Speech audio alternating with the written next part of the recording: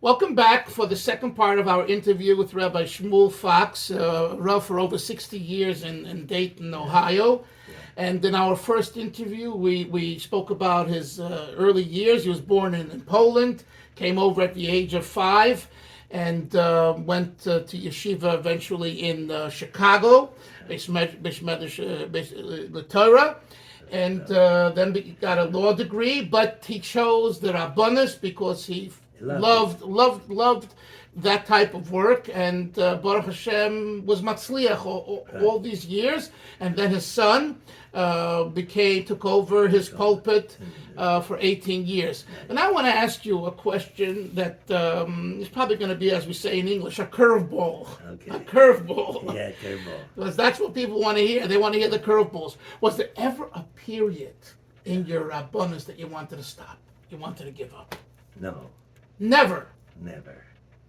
Are you telling me that you had it smooth for 60 plus years? No, I wouldn't say I had it smooth, but hearing the problems from other rabbis, mine were inconsequential. And that is because Compared you were to in a them. small city compared to New York and Chicago? I don't think so. I don't think. Because of you, because your personality. I think so. I think because I was friendly. I love people, particularly, Right. A I love them. people's person, yeah. Right. So let me ask you, what was the hardest issue that you could recall that you had to deal with over the 60 years? Okay. One of them was when our shochet, was a frumery in Dayton, Ohio, when he passed away. And the conservative rabbi had a gabbai there who was a professional shochet Yeah. and a Talmid Chacham. And he came to me, called me up, he took it for granted that I would accept him. All right? He was a fine person. I was friendly with him. Right. With the sheikh, and he says, I want him to take over the shechita there. And I was against it Why? because I felt he was under the rule of the conservative rabbi, that the conservative rabbi would have a lot to say what's kosher, what's not kosher, and all that, and I wouldn't allow it. Yeah. So that was a very hard. Yes. And I was friendly with the conservative rabbi, and the conservative rabbi was known Who was that? nationally. What's the name? I'll think of it. I was going to say Rabbi.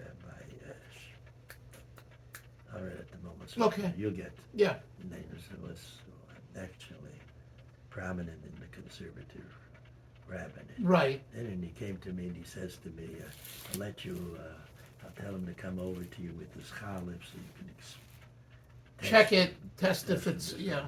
I said, no, I don't want him to come. And just right on the spot.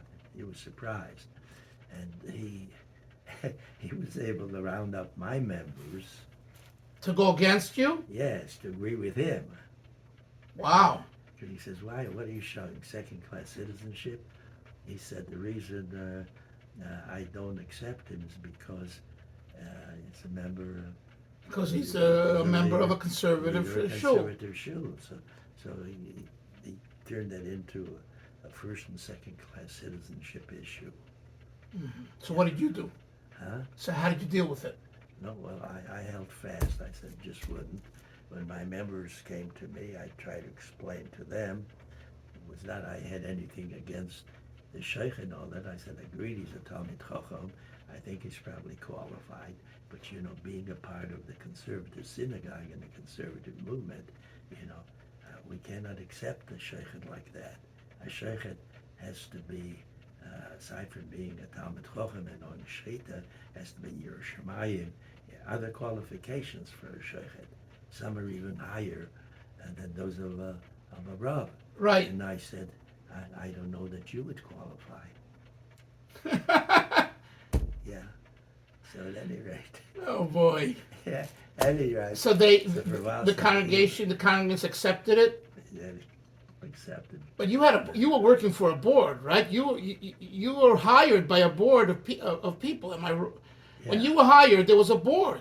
Yeah. They can hire and fire you. That's correct. And you were not scared. No. That's you. Right. Because some of the members of the board, they won over. They felt that they don't understand why he can't be the shochet. Right. They couldn't follow it.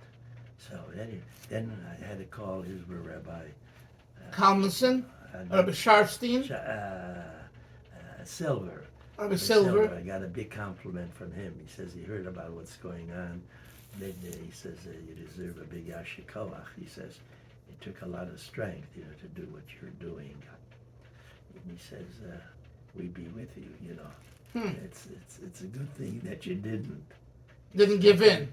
Yeah. Didn't capitulate. Because otherwise, you'd have trouble from the Orthodox. Right. Let me ask you. So where did you actually? I forgot to ask you before. Where did you get smicha? Smicha from Beth Torah. Beth Torah. And who? Rabbi Star? All the Rabbi. All the Rabbanim. Rabbi. I mentioned Rabbi Chaim Kreiswirth. Rabbi Chaim Kreiswirth gave you smicha? Yeah, he was Rabbi Chaver. Oh, Rabbi Chaver. Yeah, he would call me to go out, let's say, socially. He was a young man when he came to. Right. He was from Chachmei Lublin, wasn't he? Didn't he learn in Chachmei Lublin? I don't think so. You're sure? Really? Okay. Yeah. I think he did. Check. Okay. The yeshiva of Meir Shapiro's yeshiva of Chachmei Lublin. Oh, sure. Big yeshiva. Yeah. Yeshiva, right. In Lublin, in Poland. Right. No. The building's still standing. A beautiful building, right? Yeah, they redid it. They fixed it, but it's the same building. Same building, can you imagine? Have you been there? Yes. You went back to Poland? Went back to Poland. What, on the march? On a march? No.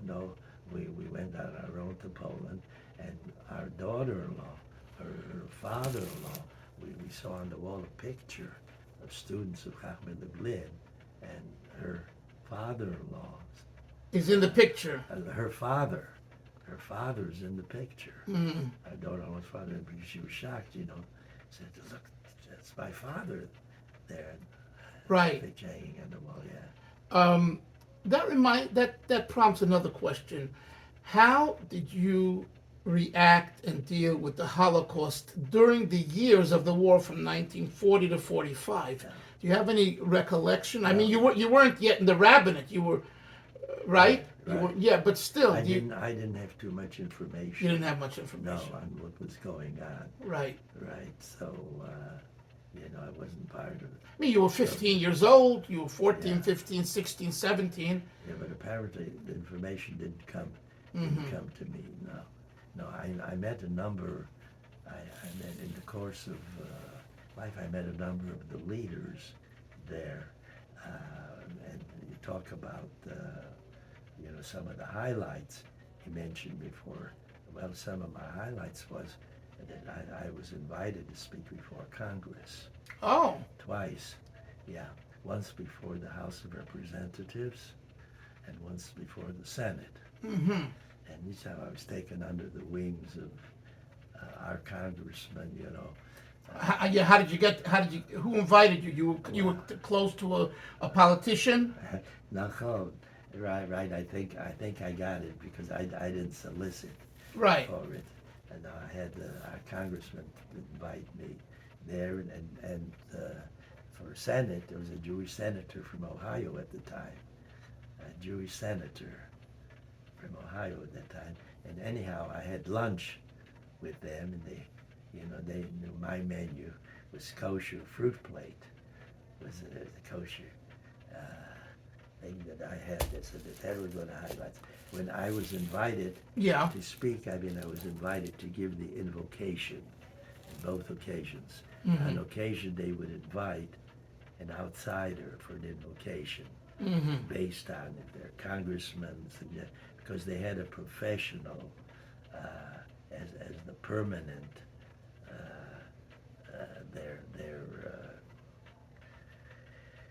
their official religious leader. On a permanent basis. They had one that they paid full pay. In fact, they made a movie of one of them who was there a number of years. Mm-hmm. So, but at any rate, I met their spiritual leaders. When was the first time you spoke? In what year approximately? In the 60s? I don't know if my wife is here. Right. because they sent me plaques. So Uh-huh. I have the years on plaques. Now, let me ask you Yeah. about another Rav before I forget. Rabbi uh, Green, not Greenberg, a famous, no, he just passed away, he was 97 last year.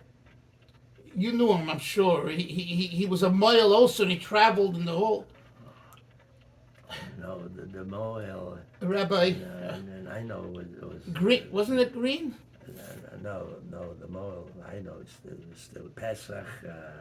Not Pesach Krohn, Pesach, no. he's a Moel. Yeah, no, the Rabbi. No, I'm not talking about him, Rob. No, I'm talking about. But him I know quite well. In fact,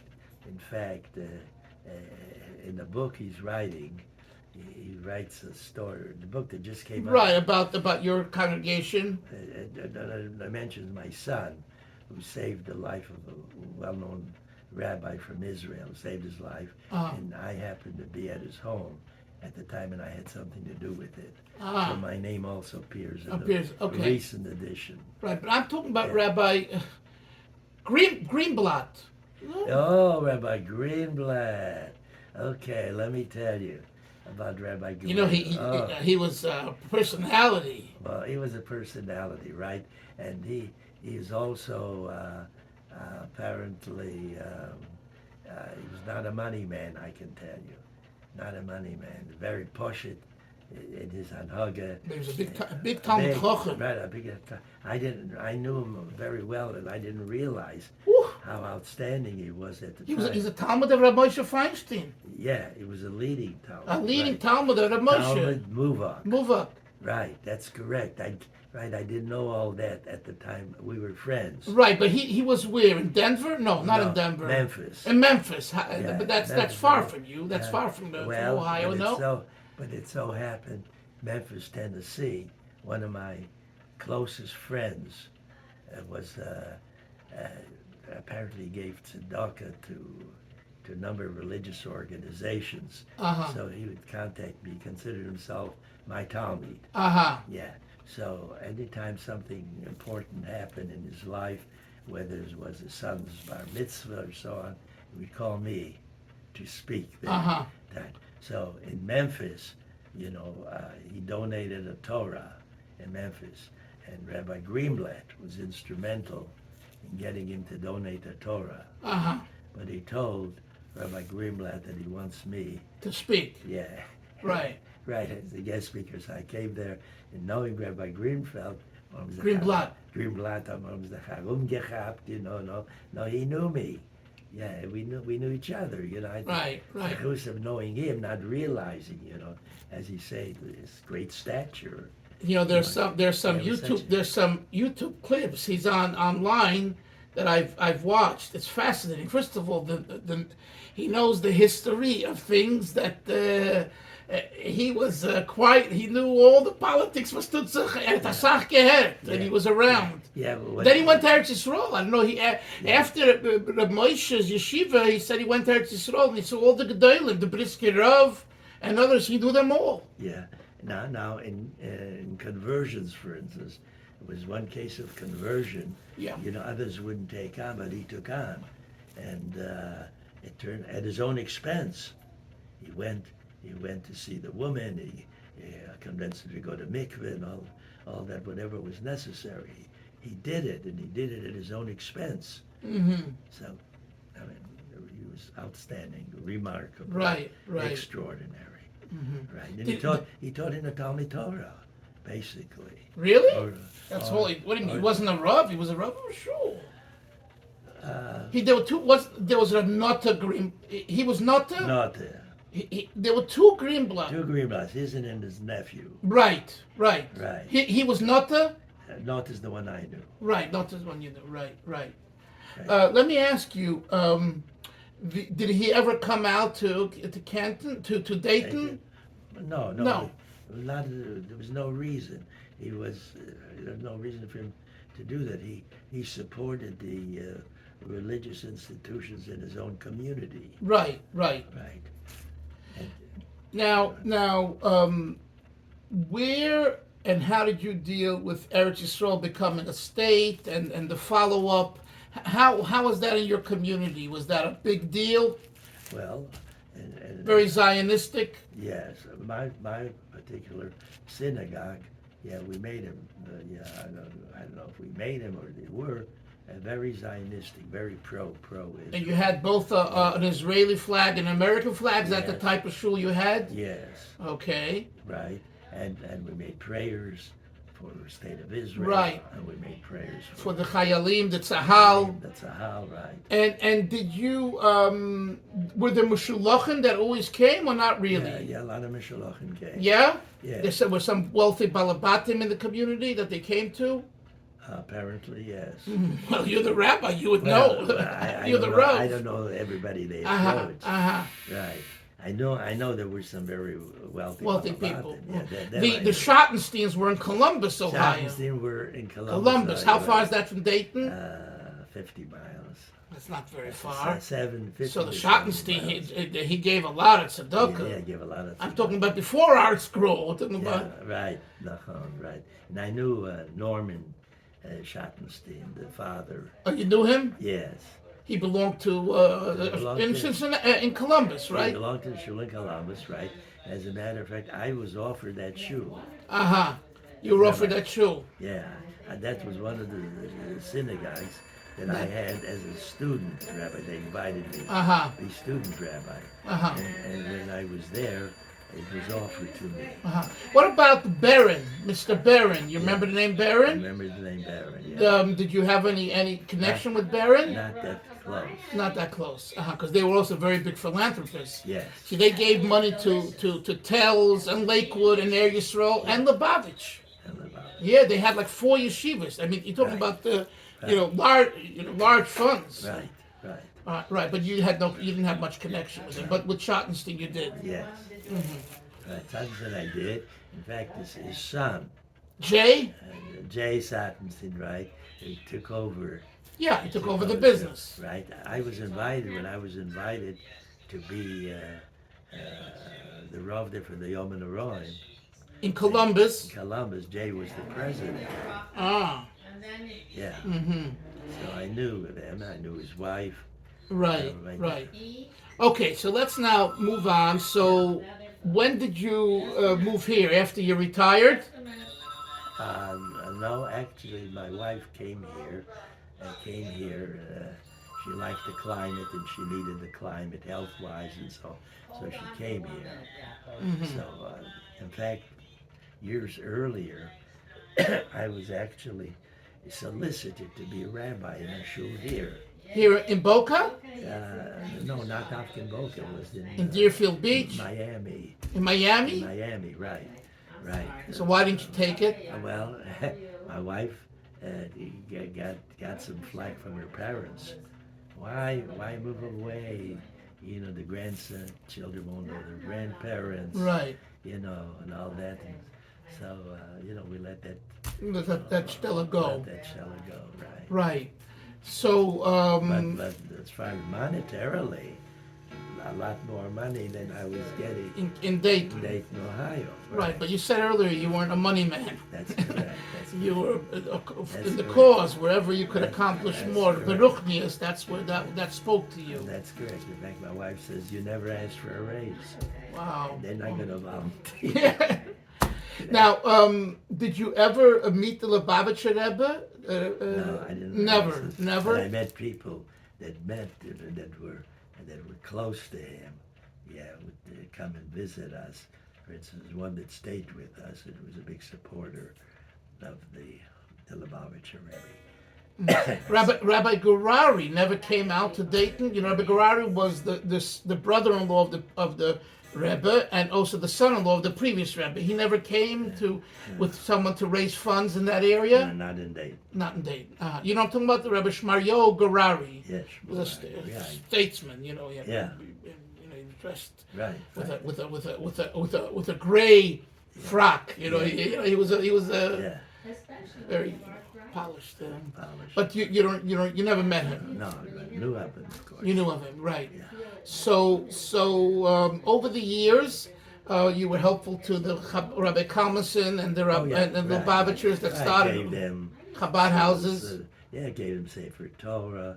I told them to use. They came one year. I remember Gregors they needed. Uh-huh. Yeah, we were able to help supply them and other things, gratis. Right, Gratis. without charging Without them, right. charging them, right. When did you move here? Well, my wife came here a number of years ago for health reasons. Right, but when did you retire? You just retired recently? No. Well, actually, when they asked me when did you retire, You never I retired. never retired. Right. They still called me back on different occasions. You go back and you go back? I've gone back a couple of times. Yeah, to give shiurim. Really? Yes. What did you give mostly shiurim in? Gemara? Halacha? No, I give them Like a a talk? lecture. Yeah. Right. But to you personally, what's your favorite subject? Gemara, halacha, or medrash? Like, do you have a particular liking? No, I'm saying in your teaching, what was the style you used? Mainly, I would say mainly on the Sidra. Mainly on Sidra, of course I would quote them in Gemara. Yeah. But on the Parsha. On the Parsha, largely. Mm-hmm. And did you ever learn and teach Musar? I did to group, when I had different groups. In fact, they had me have a group here in this Shul here. They called them me. Oh yeah. Yeah. So I had a little group that I talked and talked. Are there It's other? really nice. For a while, they had me speaking almost every week here. Mm-hmm. This Shul, the big Yeah, Shul the here. BRS, right? Boca BR, Raton Boca Synagogue. Raton Synagogue, right? Especially when, due to the COVID, they daven in a tent Yes, outside. outside, and that's where I went. Right. So the rabbi of the shul used to come down, and give, Rabbi Goldberg. Rabbi Goldberg, a very fine rabbi. Yes.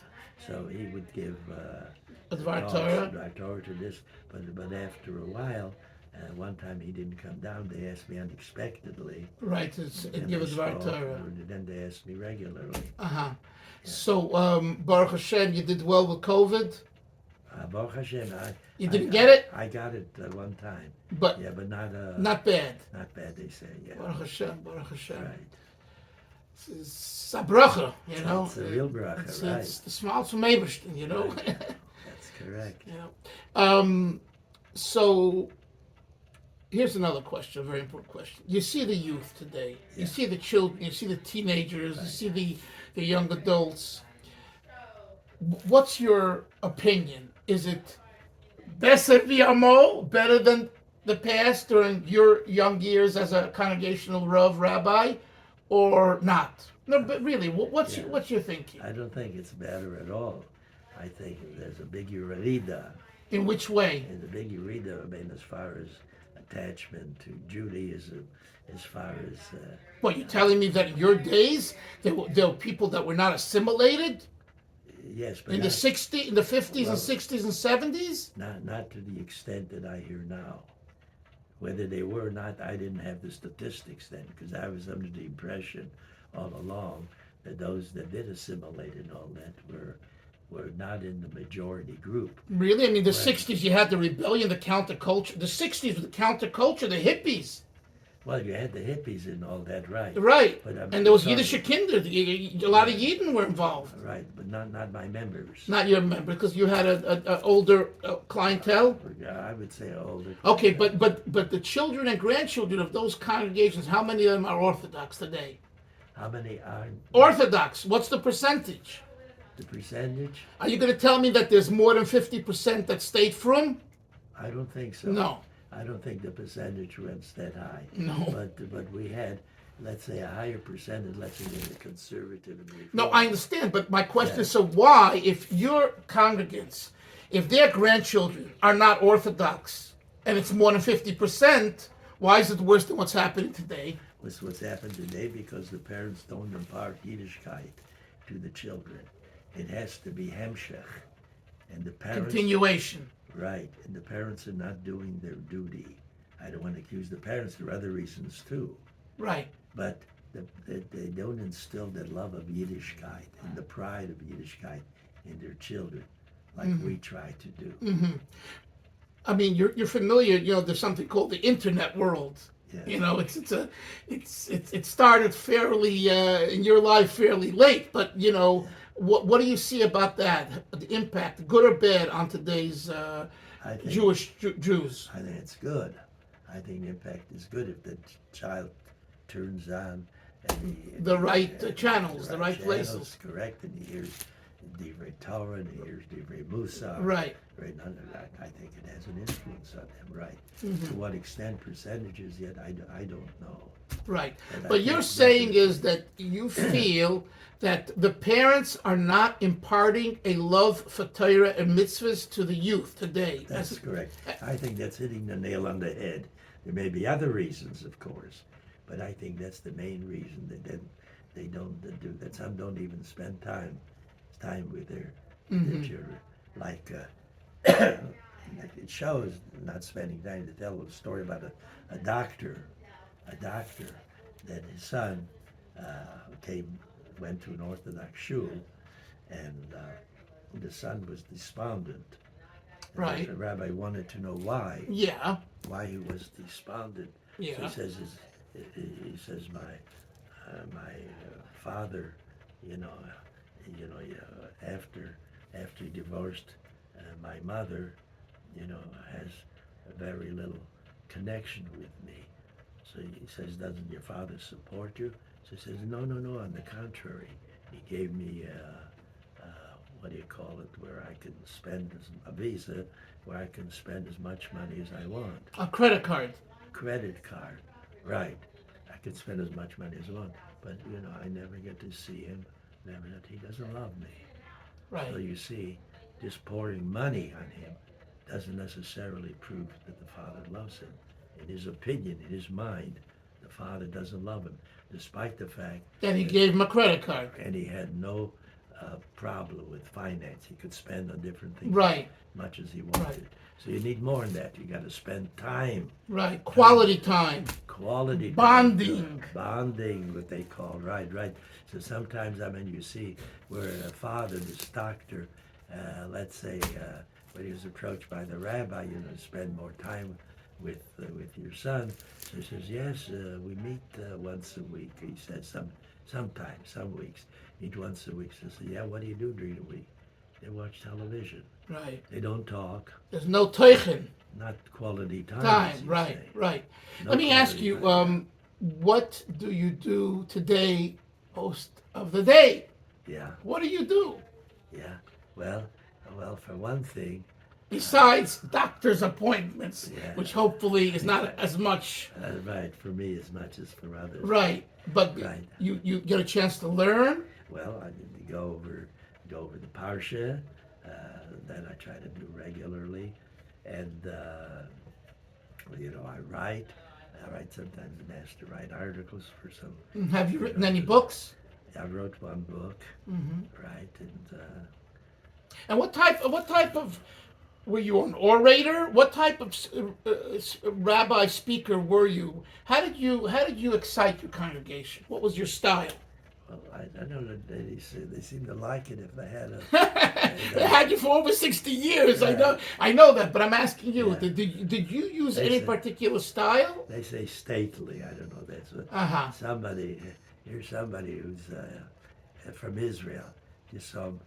Oh, my son, you met him. So he gave. He's from Bethel. And he raised money for yeshivas and all, and he himself was a Talmid Chacham. So what he did he recorded to him a message that he heard me in the past week or two give, and he was so impressed. He told my son about it. He said he speaks in such a stately manner. Mm-hmm. So he used the word stately. He used the word stately. Right. And he says people listen. You can hear a pin drop, and they listen. It's wonderful. What he has to But you say. said earlier also you were very warm. Yeah, that is true. And you like people. That's correct. So you're friendly. Right. And I guess it comes across. Yes. Well, definitely comes across in the interview. Yes. Let me ask you, what are your feelings about Mashiach? Okay. Mashiach geht kommen. Yeah. Any thoughts about Mashiach? Well, I I don't know. Some have given particular dates about Mashiach, and they were wrong. Yeah, I'm just They were asking wrong. you how. Yeah, they're wrong, and we've had false Mashiachs. So I said, don't succumb, to you yourself. You yourself are responsible. You yourself, with your masim tovim, can bring about Mashiach earlier. Okay. That's my And favorite. any final message to Klal Yisrael that you want to Yeah. leave us with? Yeah, I want to say the children are our future. Spend time with the children. Even if you think you buy them presents and gifts, and try to win them over. The most precious gift of all that parents can give children is time. And as you said before, Quality time. quality time, Right. good time. Right. Talk to them about Torah ideas and Torah values. Right. Bring them closer to Hashem. That's the greatest. Do Ritzon Hashem. And not only with offering lip service, they have to see you as the example, as the shining example. So you do it openly, do it often, and do it proudly. This is the way you'll bring Hamshech to the next generation, and you'll help to preserve Yiddishkeit forever and ever. Amen. And Baruch Hashem, you have, besides grandchildren, you have great-grandchildren. Right. They're all going b'derech hayoshor. They're Torah mitzvahs. All your great-grandchildren. All of them. All of them. Beautiful. My wife says that's the proudest thing. That's Right.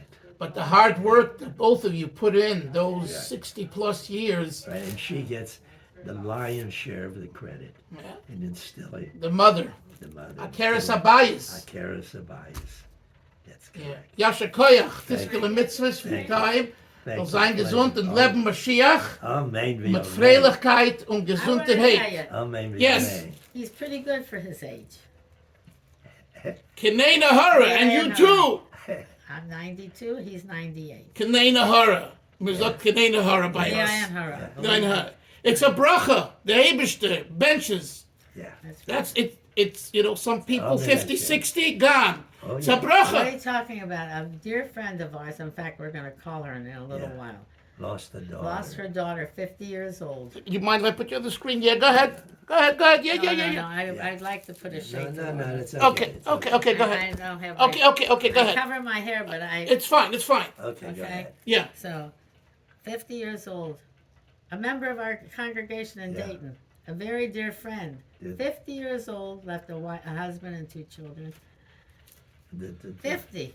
right, Yeah. the congregation, they called us, member of the Right. congregation, tell us what happened. We're going to call them. Right. We're still in contact, see, With people over there.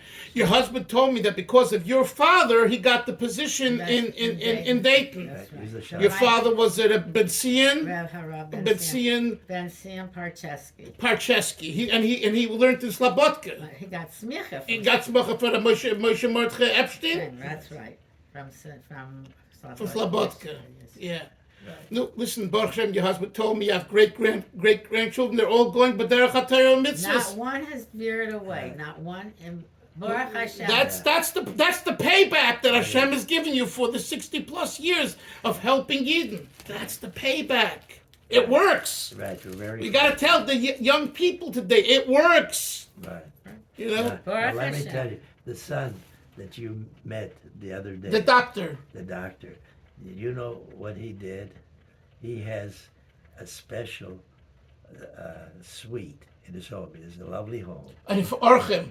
No. For Chassan Kala. Chassan Kala. Chassan Kala. It's in the 5 towns, right? 5 towns. From He Lawrence. gives them their own key. They He stay gives them there. food, all the Food. food. Azay Dar Sign. No, I'm just telling you. They come and go. They don't even know about it. You're right. They're provided. They with. have a special They- place for them to park a car. This is Baruch Hashem, Baruch Hashem. It's a great achnos sorch in such a way. We don't interfere. You can do whatever you want. That's right. You can come and go. You don't have, that's the entferen. You don't got to answer to us or report to us. Okay, Erev Shabbos, Yes. Suras Tevis, thank you for I this. wanna Thank you. Thank you for your wonderful interview. Big yashik. I met you last year, and I said I'm not going to interview. Baruch Hashem, I came to the shul yesterday. I saw you, and the guest is simcha. You know, it's a big simcha. Big simcha. That's our, you see over there, that's our 70th, and somebody made our wedding invitation Right here. when we had our 70th anniversary. That's both of you when you were young. That's our Yeah. our wedding picture. That's And you your know- wedding picture, you know- 1952. That's right, 1952. That was me Wow, and look my at that. A husband. handsome chassan akala. And let me tell you, you know who Yeah. was our Masader Kedushin? No. Rabbi Kreisworth and Rabbi Eliezer Silver. Wow. Yeah. Oh, we were talking about them. Yeah. We had the Gedolei. Gedolei HaEr. You Hador. did a lot. Yeah, very, Gedolei very. Hador. Rabbi Eliezer Silva was the biggest activist Yeah. during the Sure, war and post-war, and Absolutely. And I their can tell you father- stories about, look, my father worked with Rabbi Silver for many, many years. He knew well. He was his right he hand. was a sharp father person, was- very My sharp. father Yeah. was his right-hand man. Oh, I didn't know So that. do I know? I can tell you stories. Oh, no, Look, sure. I was born and raised in Cincinnati. I know Cincinnati. Yeah. Did you have anything to do with HUC? No. The I dated a boy from HUC one time. Bechoshev family. From Rabbi Abba Hillel Silver's son. I dated his son. Abba Silva was one of the leading. right, reformers. sure. And my father said, a rice from Cincinnati. And the gate mitzvah, hot chasana mitzvah. Yeah. Right. And I left Cincinnati. He sent me to New York, to NYU, to New York, and Beis Medrash Shlomo Road. I have a degree from Beis Medrash Shlomo Road. Where was that? New York? On 337 East Broadway. You have a degree from there. Wow. And and also from NYU. NYU. What in what field? In education. Education. In those days, if you wanted to be a Shomeret Shabbat, you had to be a teacher. Right. Because Monday, Tuesday, Wednesday, Thursday, Friday, you don't have to work Shabbos and Sunday. Did you know Rebbetzin Kaplan Sure. from Williamsburg? No, I knew Rebbetzin Kaplan from Columbus. Columbus, I didn't know. Someone else. Columbus. Okay, I'm going to go. Yashakayach, thank you very much for your Yeah. time.